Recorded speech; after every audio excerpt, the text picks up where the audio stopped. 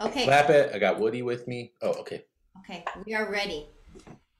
Gabe, it is an absolute pleasure to be hanging out with you Always is. live. It's always a pleasure to be with you. Gabe and I met in Aspen Hmm? how many years ago? Let's just say it. I don't know. 24? Maybe. Let's just I say think. 24. Yeah. And you were It's in an more. ensemble with my husband, now Husband. husband. Now husband. Back then he was your fling. He was my fling.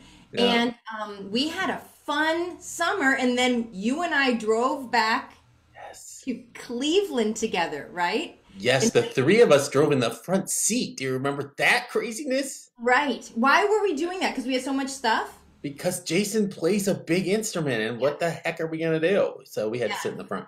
But where did we Yeah, that drop was him good. off? We dropped him off in Denver or something. I think so. So it was really it was only a 4 hour drive, but it It felt long. it felt yeah. Oh, and just what I don't have a lot of great memories of that time, but that's one of them. It was really That's a nice. great memory. Now, Gabe, I want to ask you some big questions. Are you ready? Give it to me. What is music? Ah, that is fantastic. What is music? Okay. It's very important to ask that question, especially if you're educating, because every subject has a kind of essence to it. And the essence should be large enough that anyone who studies it can access that essence from wherever they are. Okay. So, my definition of music is ever expanding depending on each person I meet and how they are with it. Each person needs something and gets something different from music. If they're allowed to, yeah. What do you mean if they're allowed to? Who's Well, going to say no? Who's going to say no, Gabe? exactly. But when you're a teacher, sometimes it's hard because you learned in a certain way and you had struggles and you had things that you felt you couldn't overcome that you overcame in a very specific way. And in an effort to help your students, sometimes you're actually keeping them from experiencing music the way they want to, which could be very different from You're putting your own stuff on their plate.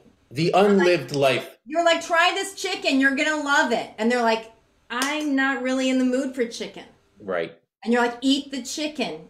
So, okay, I see. I see what you're saying. Yeah, and it's that unlived life of the teacher because oftentimes a lot of adults, I'm not even going to just say teachers, but a lot of adults sort of decide when they're 21 that this is what they are. This is who they are as a musician. And so they teach all their kids up to that point, up to the age of graduation essentially, when we're always changing as musicians. One of my favorite teachers in college was Gustav Meyer. He was this Oh, yeah. amazing. He was our orchestra conductor for for 5 years, I think. And then because I did 5 years there, and I think it was that last year that he retired. One of my last years there, and he gave us this beautiful lecture about how when he was 21 he knew what music was. Yeah. He said this is what music is, and then he turned 30 and he said, oh, no, this. Mm-hmm. And he said, even now, which, I mean, rest in peace, he's been gone for a while, but he was like 65 at the time and retiring. He said, even now, I feel like now I know what music is about. And his parting words to us were just love each other. Mm-hmm. And what I loved about him was that he was such a compelling musician and conductor, but he never really imposed that onto us. Like he would bump into me in the library when I was listening, and he would want to know what I was listening to. Mm-hmm. And he would guess that I was listening to a string quartet, and then would be gently surprised when I was listening to something else. There was never this sense of dictatorial approach to what music is, even from this guy who came from Bernstein's world. Okay, Gabe, here's my Yes. next question. Okay, I hope I answered well. Give me a list of 10 things a person can get from music. Go. Okay. First of all, you can dance to it. Dance. Second of all, you can sing to it. Third of all, you can make friends with it if you're a nice person. Um, you learn about empathy. You can learn about, and that empathy is with the audience, with other musicians, with the composer. How many is that? 4 or 5? Four. 4. You learn personal development because things never work out the way you want them to, and you have to keep figuring out how to try again. Resilience. An aesthetic for beautiful things that don't harm people, but might challenge them. Let's see. Okay, I got 3 more. You meet amazing, cool artists like Anthea Creston, who expand your mind, like people expand. I guess that's personal growth. And then it's really fun to do by yourself, even if you got nobody there. It's a nice pastime. And my 10th one is I got to travel a lot. Yeah, great. I got to travel a lot, and I have the it feeling felt meaningful. Yeah. I have the feeling if I said, now give me another 10, you'd give me I another could do 10. it. I could do it. I just feel silly. I know you could. Okay, Gabe, now tell me, who are you and why? Who am I, like, as a musician, and why am I that way? No, or like, what's your Who am deal? I? Okay. Who are you? Right. Why are you on this planet, and what made you that way? I am someone who dealt with my anxiety by digging. And since I was an extremely anxious kid, and I would say even through my young adulthood and maybe even to now, I have some certain amount of anxiety. And when I'm anxious, I try to learn. That's always been my reaction. Everybody has their reaction. Mine has been, I'm going to learn, I'm going to understand this until it doesn't upset me anymore. And sometimes it requires me to dig so deep that I sometimes lose other people. They're like, Gabe, I'm out. Like that level of depth is not something I'm interested in doing. Mm-hmm. And so I have to learn how to understand that everybody's dealing with their anxiety and their shit, and that the music is a place for us to meet, whether you're meeting in the shallow end or the deepest part of the ocean. And if I'm a nice person, I'll know that if I'm the kind of person I want to be, I'll know that it doesn't matter where we are as long as we're touching the water. So, good. I think that's who I am. Yeah. And why are you that way? Why are you anxious? Yeah. I am a descendant of people who were always running, right? So I am a descendant of Jews from Spain who were expelled in 1492, and they split off in the diaspora, and then they went off to places like Greece and Turkey where they were persecuted horribly, like not just persecuted, but like cruel behaviors. And then like my grandfather was in the Russo-Japanese War, where he was shot in the cheek, and he was taken into a Japanese prisoner of war camp where he was treated better by the Japanese than he was by his own peeps in his own army. So my father was a Holocaust historian. So I kind of inherited this innate fear of people, I think. Mm-hmm. And so I opted to decide that art was going to be my place to be able to touch other people without fear of them doing violence to me. Mm-hmm. And I've had to, because I didn't go through any of that, but it's been passed down. And I hope that through art and through friendship, through knowing people who are wonderful like you, you learn how to fall in love with people again, and then pass that on to more people, with the hope that the trauma that my ancestors carried they can be happy in me, and I can pass that consciousness on to other people. And so to me, that's where I am. Like I kind of don't even care what happens to me anymore. I just really want to pass that peaceful energy forward, because it feels like the only power I have. Every time I hang out with you, I feel like someone just wrapped me in velvet. So I think whatever That's you're nice. passing on, I'm receiving it.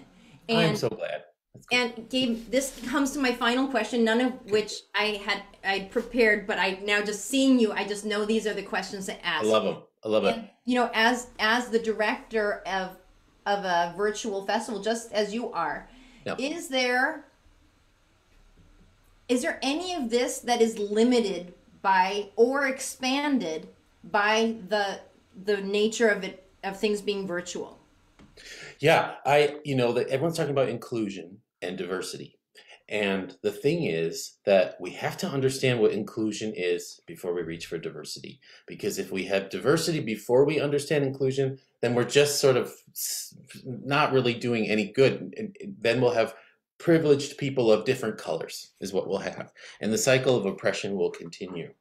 And so it's really important that we find ways in our education system to give people access as easily as possible to people like you who have lived not just up to 21, but who have lived a life and have had music in their life and have had that daily practice in their life for decades, not just for a few years, so that you understand when somebody shows up in the shallow end that you don't there's no judgment. You because you have enough depth that the only artistic merit that you care about is your own, Mhm.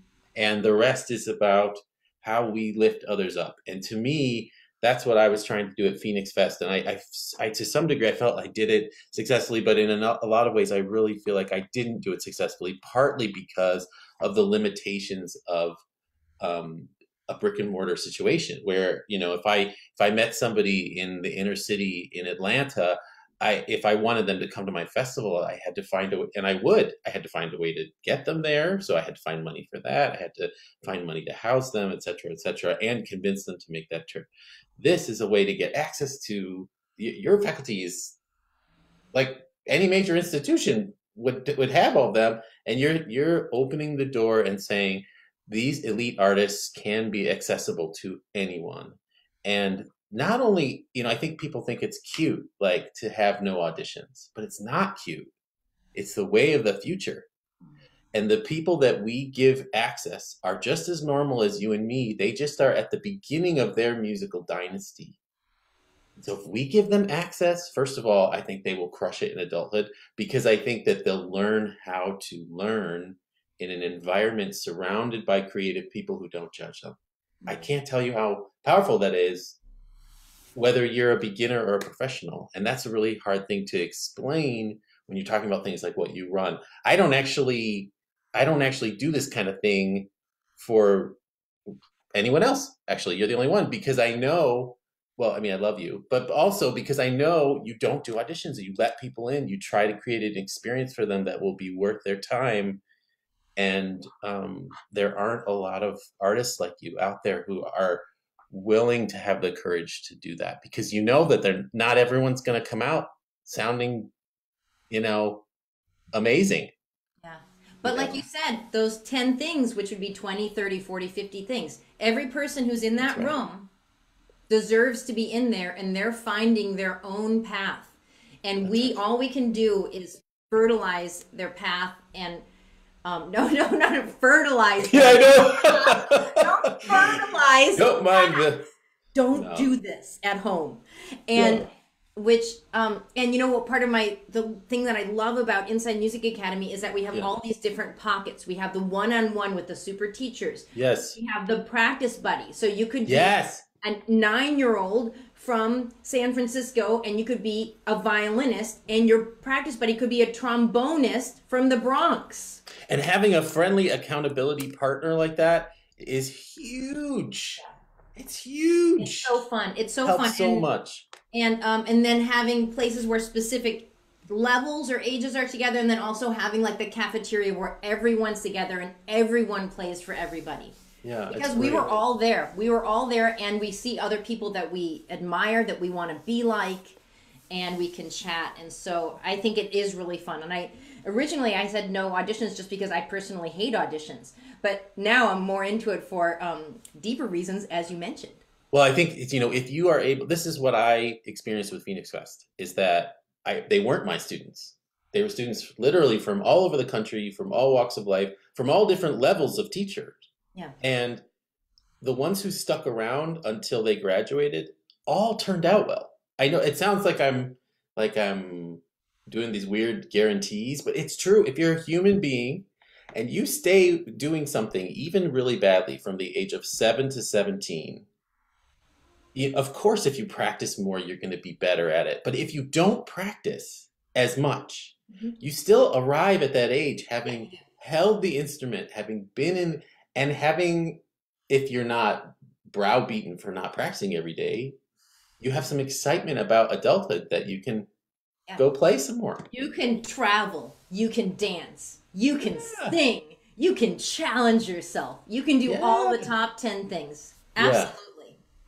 Yeah, so that's why I think that programs like yours actually potentially have the power to propel people way further than the ones who are so concerned about showing up prepared that they never do any of the real deep work, because they're always just trying to get to that next week to impress their teacher so they don't get yelled at.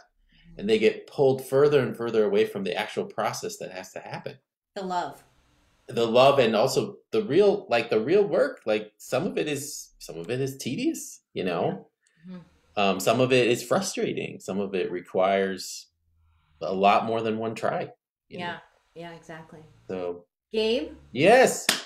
I love spending time with you, and that's one of my favorite parts of this year is seeing you several times a week as the teacher of my daughter in your group classes. It just brings a never-ending grin to my face, and I never knew that you were an anxious person. Not until really? That's hilarious.